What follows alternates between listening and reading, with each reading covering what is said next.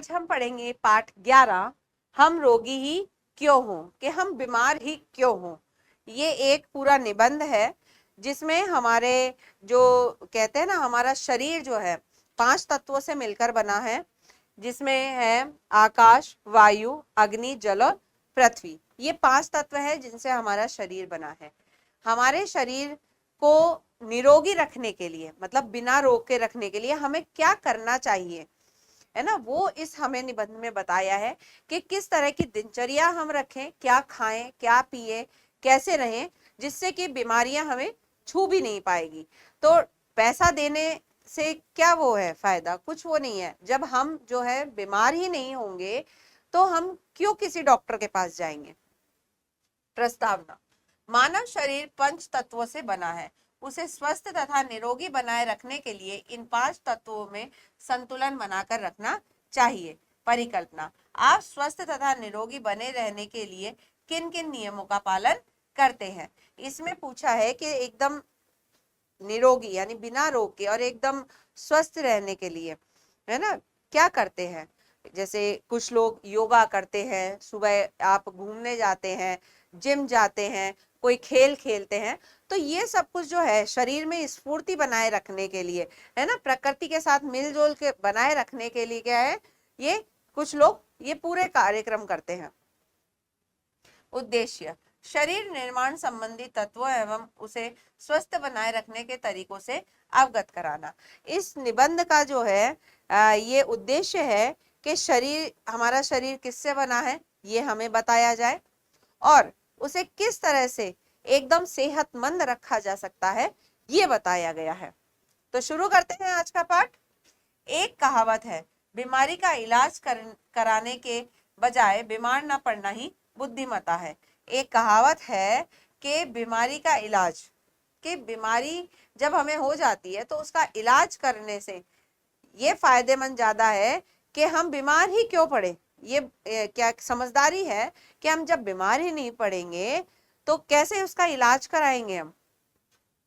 हमारा शरीर पंच भौतिक, पंच यानी कि 5, हमारा शरीर 5 भौतिक तत्व आकाश, वायु, अग्नि, जल और पृथ्वी से बना है। शरीर में इन तत्वों की संतुलित मात्रा स्वास्थ्य कहलाती है। इसके अभाव में शरीर अस्वस्थ हो जाता है। अर्थात 5 तत्व हमारे शरीर के लिए 5 प्रकार के भोजन हैं। इन भोजनों में से किसी एक या 2 अथवा कई के हमारे शरीर में कमी हो जाए तो वह रोगी हो जाता है। उस समय हम इन्हीं तत्वों का बुद्धिमत्ता पूर्वक उपयोग करके आरोग्य लाभ प्राप्त कर सकते हैं। आरोग्य यानी कोई भी रोग वाला नहीं, बिना रोग के। प्राचीन काल में इन 5 तत्वों को सुरक्षित बनाए रखने के लिए जी तोड़ प्रयत्न किए जाते थे। जी तोड़ प्रयत्न मतलब भरपूर कोशिश। उस युग में स्वच्छ और निर्मल वायु श्वास लेने के लिए मिलती थी। नदियों का पवित्र जल प्राणों को शक्ति प्रदान करता था। सूर्य के प्रकाश का श्रद्धा और भक्ति के साथ उपयोग किया जाता था।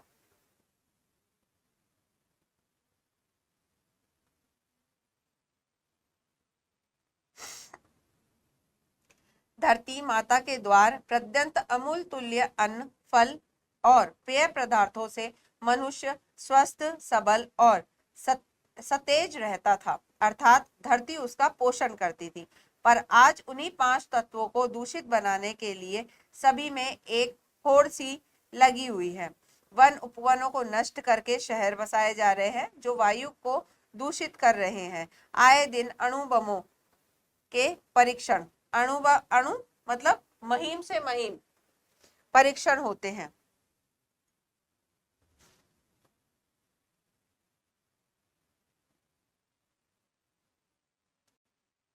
फलस्वरूप ऋतुएं अपने समय पर विकसित नहीं होती और हम महामारी से हमेशा ग्रस्त रहते हैं।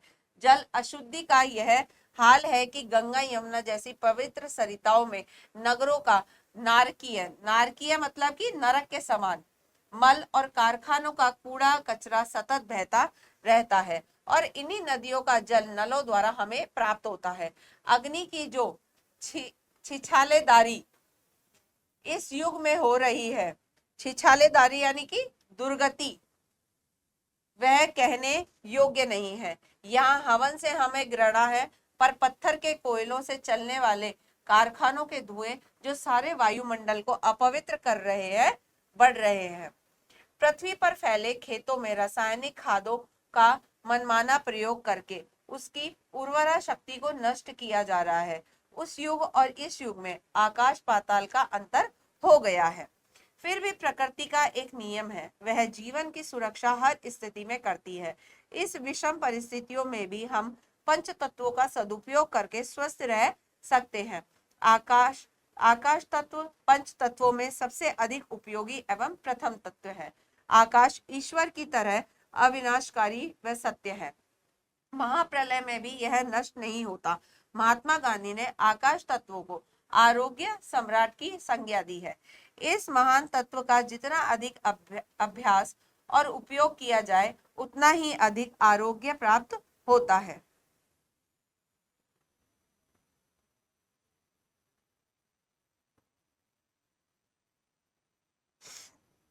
आकाश जैसे हमारे आसपास और ऊपर नीचे है, वैसे ही हमारे भीतर भी है। चमड़ी के एक एक छिद्र में आकाश है। इस आकाश को, इस खाली जगह को हमें भरने की कोशिश नहीं करनी चाहिए। यदि हम अपना दैनिक आहार जितना चाहिए उतना ही लें और ठूस ठूस कर ना लें, तो शरीर में मुक्तता रहेगी, हल्कापन रहेगा। उपवास इस तत्व की प्राप्ति का एक प्रबल साधन है। वैसे भी प्रतिदिन भूख से थोड़ा कम खाकर हम इस अमूल्य और उपकारी तत्व का अर्जन करके सुख शांति के भागी बन सकते हैं। पूरा उपवास ना हो सके तो एक या अधिक समय का भोजन त्याग देने से ही लाभ होगा। तो हमारा पहला तत्व है आकाश। वायु दूसरा आवश्यक तत्व है। 1 मिनट भी हमें वायु न मिले तो हम घबरा उठते हैं। एक आदमी 1 मिनट में 16 से 18 बार सांस लेता है। प्रतिदिन हम जितना भोजन करते हैं और जल पीते हैं, उससे लगभग 7 गुना वायु का सेवन करते हैं। नाक और मुंह से नहीं, हम अपनी त्वचा के असंख्य छिद्रों से भी सांस लेते हैं। शुद्ध वायु में टहलने और कसरत करने से हमें इस तत्व की प्राप्ति होती है। प्रसिद्ध विचारक जूलियट सैनफोर्ड ने टहलने को संसार की श्रेष्ठ कसरत बताया है। इससे सिर से पांव तक 300 मांसपेशियों की हल्की हल्की स्वाभाविक कसरत हो जाती है। अब इसमें जो है बताया है कि क्या क्या इसके फायदे रहते हैं।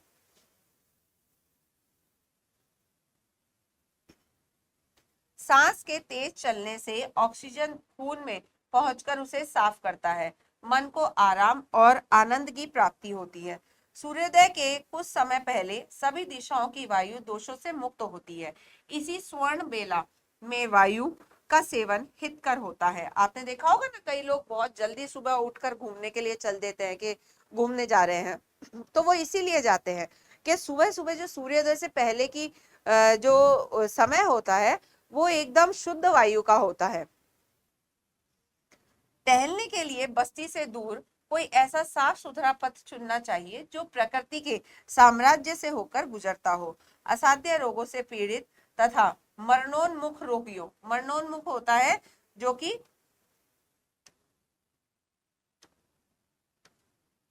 मृत्यु के निकट, मतलब है ना, उन रोगियों को डॉक्टर पहाड़ों पर रहने तथा वहां स्वच्छ वायु में सांस लेने की सलाह देते हैं। टहलने के अतिरिक्त आसन, प्राणायाम, तैराकी एवं अन्य कसरतों के माध्यम से हम अपने शरीर को वायु तत्व प्रदान कर सकते हैं। तो पहला जो है हमें बताया आकाश तत्व, दूसरा होता है वायु तत्व। ठीक है, कि हम लोग घूम करके कसरत, योगा, प्राणायाम आदि करके इस तत्व को पा सकते हैं।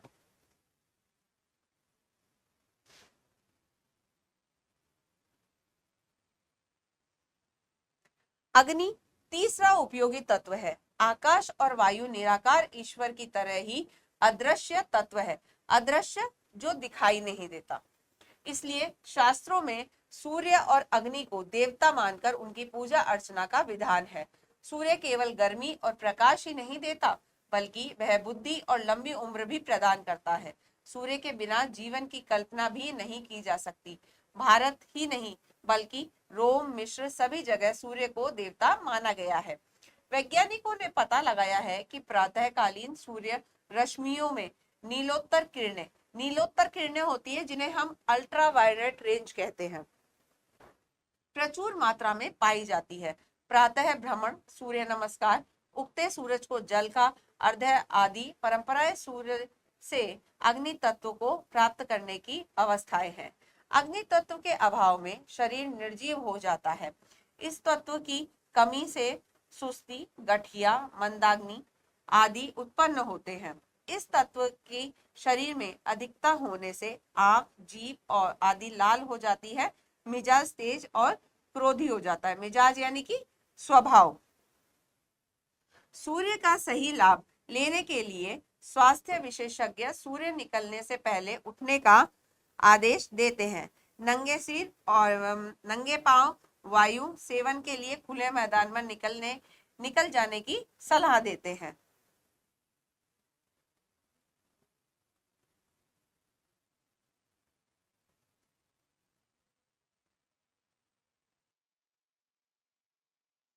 सूर्य किरण त्वचा द्वारा खून में प्रवेश कर जाती है और अंदर पहुंचकर विटामिन डी की वृद्धि करती है। इससे शरीर में काफी मात्रा में लाल रक्त कण उत्पन्न होता है और हमारी जीवन शक्ति बढ़ती है। अब तो सूर्य किरण से चिकित्सा पद्धति का भी विकास हो गया है। उससे समस्त रोगों का इलाज किया जा सकता है। डॉक्टर बेनेट ने कहा है, सूर्य प्रकृति की प्रयोगशाला में विशेष स्वास्थ्यवर्धक वस्तु है। हर प्रकार के रोग, चाहे वे कितने ही पुराने और पेचीदा हो, सूर्य की किरणों की सहायता से दूर किए जा सकते हैं। सूर्य प्रकाश द्वारा स्वास्थ्य प्राप्त करने के लिए आवश्यक नहीं है कि हर समय धूप में रहा जाए। प्रतिदिन प्रातःकाल 10 से 12 मिनट धूप स्नान यानी कि नहाना के धूप में खड़े रहना ही पर्याप्त है। रविवार को इसके लिए अधिक समय भी दिया जा सकता है। धूप स्नान के अतिरिक्त गर्म जल स्नान, वाष्प स्नान, मालिश आदि भी अग्नि तत्व को प्राप्त करने के अन्य साधन हैं। चौथा व्रत है जल। जल चौथा तत्व है। जल को जीवन और अमृत भी कहते हैं। इसी से पता चलता है कि जल जीवन के लिए कितना आवश्यक है। वस्तुतः जल प्राणियों का प्राण है। हमारे शरीर के वजन के 100 भागों में से 70 भाग केवल जल है। हमारे दांत, जो शरीर के अंदर सबसे ठोस और सख्त अंग गिने जाते हैं, 4% जल धारण करते हैं। अब जो है हमें बताया है कि चौथा तत्व जल है, पानी। तो इसमें पानी के बारे में बताया है कि हमारे शरीर में जो 100% जो भार होता है, वजन होता है, उसका 70% पानी का होता है। जल भोजन का अभिन्न अंग है। जल के योग से ही खून हमारे सूक्ष्माति सूक्ष्म अवयव, सूक्ष्माति सूक्ष्म होता है छोटे से छोटा, बहुत छोटा, का पोषण करता है। जल ही त्वचा से पसीने के रूप में, फेफड़ों से वाष्प के रूप में और पेट से मलमूत्र के रूप में शरीर की गंदगी को बाहर निकालता है। जलपान को इसके लिए आंतरिक स्नान कहा गया है। प्रातः काल सूर्योदय से पूर्व शैया त्यागते ही पानी पीने से शरीर संपूर्ण रूप से विकार रहित हो जाता है। उषापान का जल पेट में जाकर पचता नहीं है। उसका काम आंतों और भीतरी अवयवों को धोकर साफ करना है। आपने देखा होगा सुबह उठते पहले पानी पीने की सलाह दी जाती है। कुछ लोग पीते भी हैं, वो इसीलिए पीते हैं कि उनका पूरे अंदर की सफाई हो जाए। उन्हें शक्ति देना,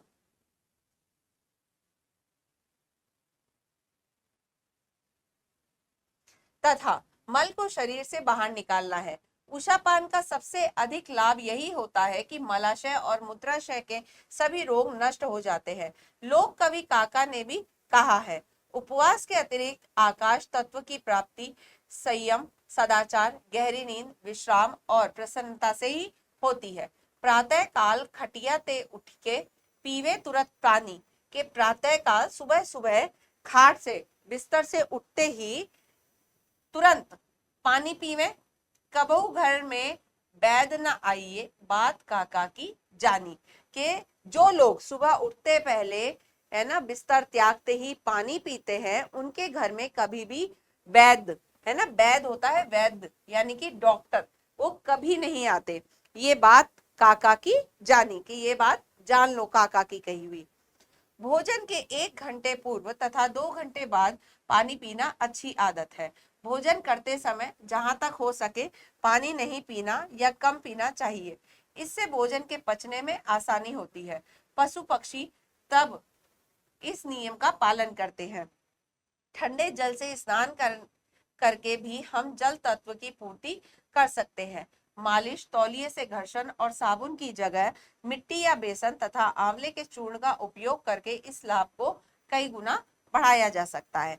पांचवा और अंतिम तत्व अब है पृथ्वी। अब हम जानेंगे पृथ्वी के बारे में कि क्या उपयोग, क्या खासियत है उसकी जो हमारे शरीर में है। वो पृथ्वी हमारी माँ है, क्योंकि वह हमें जन्म देती है, धारण करती है, हमारा पालन पोषण करती है और अंत में अपनी गोद में विश्राम देती है। मछली जल के बिना नहीं रह सकती, क्योंकि वह जलचर है। पक्षी आकाश के बिना नहीं रह सकते, क्योंकि वे नभचर है। हम थलचर हैं। हम भला पृथ्वी के बिना कैसे रह सकते हैं। धूल मिट्टी में खेलने वाले भोले भाले शिशु कितने प्यारे लगते हैं। हम जो जो मिट्टी से दूर होते जा रहे हैं, त्यों त्यों मिट्टी होते जा रहे हैं। मिट्टी होना की नष्ट होना, इसमें क्या बता रहे हैं कि हम जैसे जैसे अपनी मिट्टी से, आजकल के लोग मिट्टी, धूल मिट्टी ये लगने नहीं देते, जैसे जैसे अपनी मिट्टी से दूर होते जा रहे हैं, है ना, वैसे वैसे हम अपने आप को नष्ट करते जा रहे हैं, खत्म करते जा रहे हैं।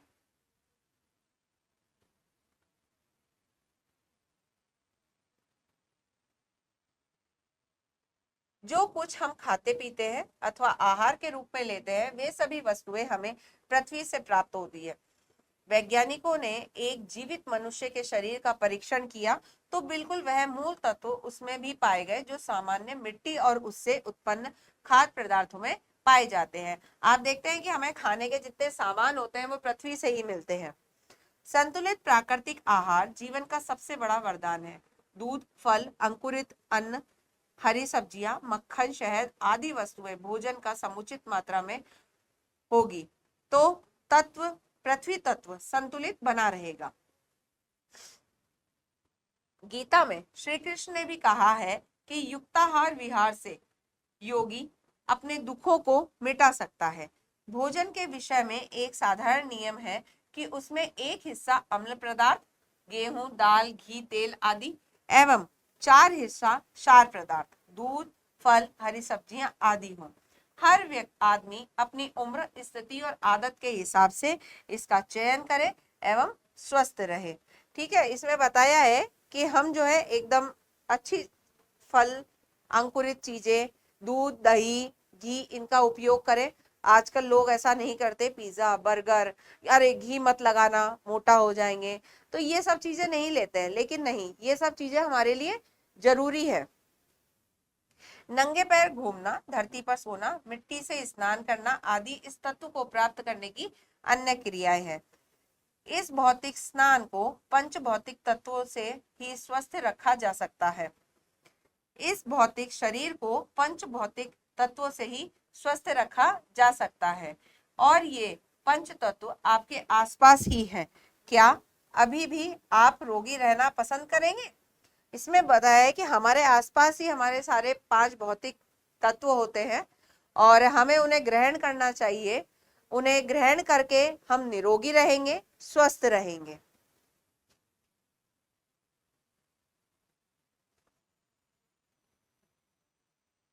ठीक है बच्चों, अब जो है हम इस पाठ के शब्दार्थ करते हैं। पंच, 5, पेय पदार्थ, पीने योग्य वस्तु, छिछालेदार करना, दुर्गति करना, अदृश्य, दिखाई न देने वाली, स्नान, नहाना, वैद, वैद्य, जी तोड़ प्रयत्न करना, पूरी कोशिश करना, नारकीय, नरक के समान, मरणोन्मुख, मरने की तैयारी, मिजाज, स्वभाव, सूक्ष्माति सूक्ष्म अव्यय, महीन, अत्यंत छोटा अंग, मिट्टी होना, नष्ट होना। ठीक है बच्चों, अब जो है हम शब्दार्थ हो गए हैं हमारे, अब हम इसके प्रश्न उत्तर देखते हैं।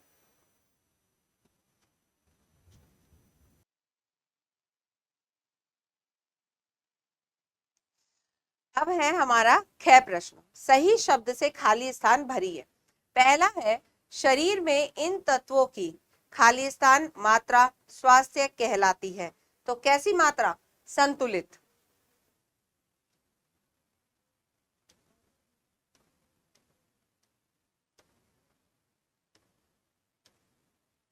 दूसरा है खाली स्थान ईश्वर की तरह अविनाशी और सत्य है। तो क्या अविनाशी और सत्य है? आकाश।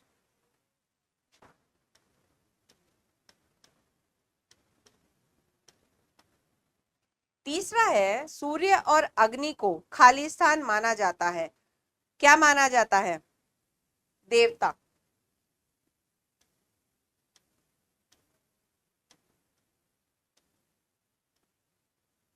चौथा है अग्नि तत्व के अभाव में शरीर में खाली स्थान हो जाता है।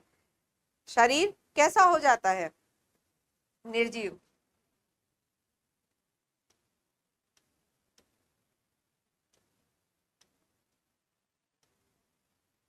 ठीक है। अब है आशय स्पष्ट कीजिए। सूर्य प्रकृति की प्रयोगशाला में विशेष स्वास्थ्यवर्धक वस्तु है। सूर्य प्रकृति रूपी प्रयोगशाला में एक स्वास्थ्यवर्धक वस्तु है। सूर्य अर्थात सूर्य की किरणें जो है वो मानव शरीर के लिए बहुत ही लाभप्रद है।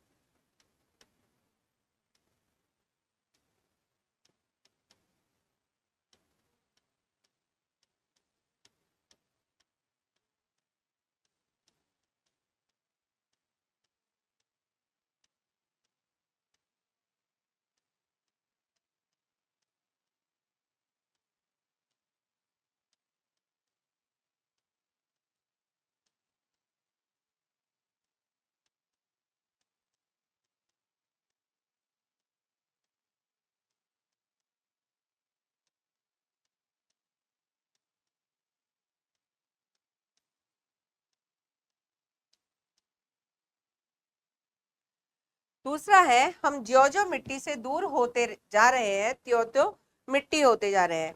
कि हम जो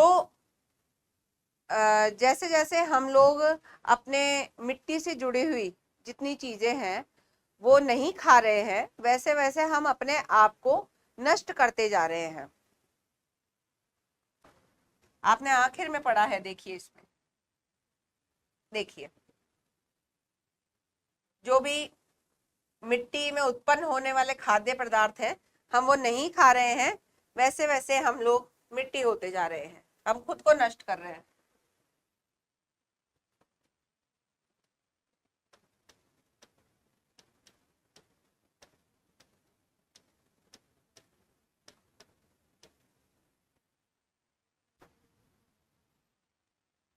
देखिए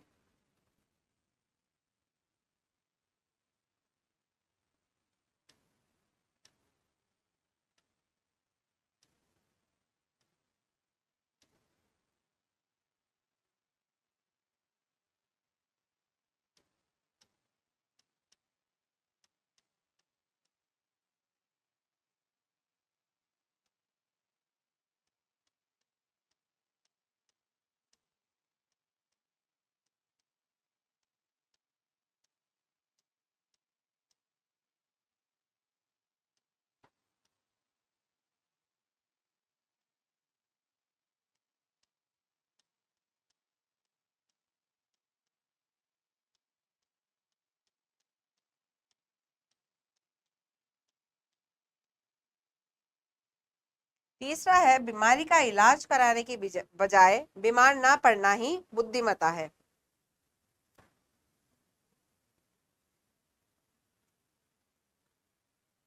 इसका है कि सबसे समझदारी इसी में है कि हम बीमार ही ना पड़े तो हमें उसका इलाज ही नहीं कराना पड़ेगा।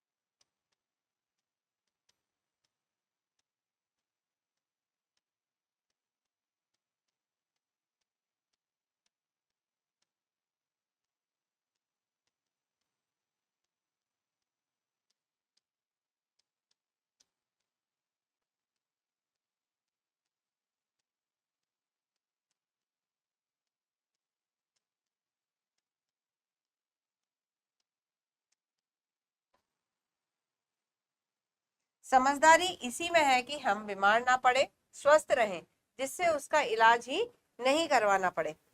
अब है अगला प्रश्न, सही विकल्प के सामने सही का चिन्ह लगाइए। पहला है, किसका उपयोग श्रद्धा एवं भक्ति के साथ करना चाहिए? सूर्य के प्रकाश का, नदियों के जल का, अन्न व फल का। तो किसका प्रयोग शक्ति श्रद्धा और भक्ति से करना चाहिए?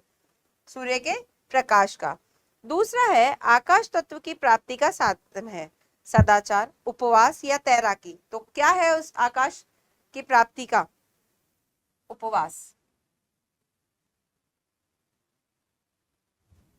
अगला है, अग्नि तत्व की कमी किस रोग का कारण बनती है? पीलिया, तपेदिक या गठिया। तो कौन सा रोग हो जाता है? गठिया। पांचवा है, वो चौथा है, सॉरी, पांचवा और अंतिम तत्व है आकाश, पृथ्वी या अग्नि।